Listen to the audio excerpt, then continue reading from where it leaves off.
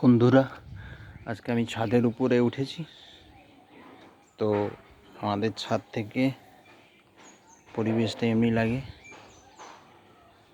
তো খালি পরিবেশ দেখাতে আজকে আমি ছাদের উপরে উঠিনি, আমি উঠেছি একটা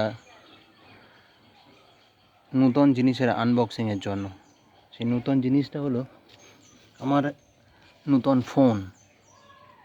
কেননা যে ফোনটা আমার স্যামসাং A30 ছিল, সেটা প্রায় 6 বছর কেটে গেল। তো ফোনটা একটু স্লো হয়েছে। স্যামসাংয়ের ফোন ভালোই চলেছে এতদিন। তো এখন স্লো হয়েছে ঠিকই, কিন্তু বিশেষ কোনো প্রবলেম না, খালি নেটওয়ার্ক স্লটটা একটু ডাউন হয়েছে আর ব্যাটারিটা একটু দুর্বল হয়ে পড়েছে। তো সেই হিসাবেই আমার নিজস্ব কাজগুলো মেটাতে অনেকটাই অসুবিধে হচ্ছে। তো আমি চাইছিলাম কি নতুন একটা ফোন। তো আমি এখন যে ফোনটা নিয়েছি সেই ফোনেরই আনবক্সিং করব। সেই ফোনটা হলো স্যামসাং স্যামসাং A15। তো আমি কিছু সময় আগেই এটাকে কেটেছি। দেখো,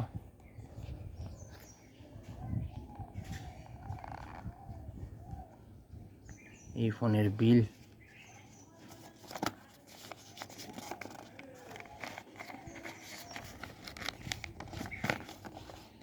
দাম নিয়েছে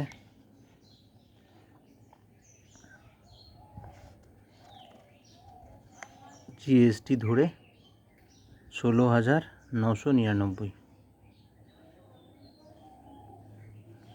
তো এই সেই ফোন।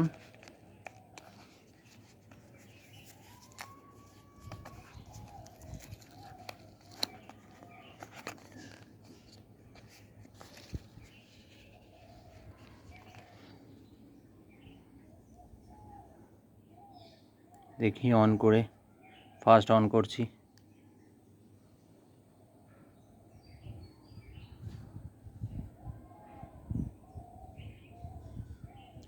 রোদ্দুরের মধ্যে বসে আছি ছাদের উপর, তো অতটা লেখা স্পষ্ট আসছে না, কিন্তু বোঝা যাচ্ছে যে স্যামসাং ফোনটি অন হলো।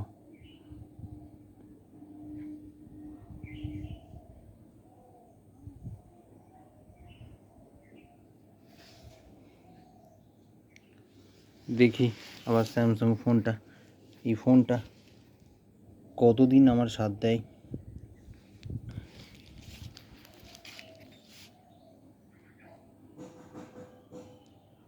দেখি কতদিন সাথ দেয়। পেছনটা বেশ ভালো দেখতে, ভালোই লাগে, সেই কারণে পেছনটা দেখেই আমার পছন্দ হয়ে গেছে।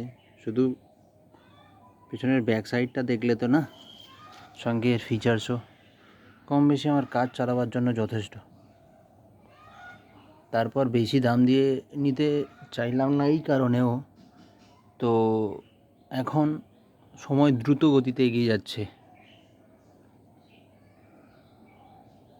এখন একরকম ফোন নেব, বছর 2 পরে সেম ফিচার্স আরও ভালো ভালো ফোন চলে আসবে সেম প্রাইসে, ওর থেকে কম প্রাইসে।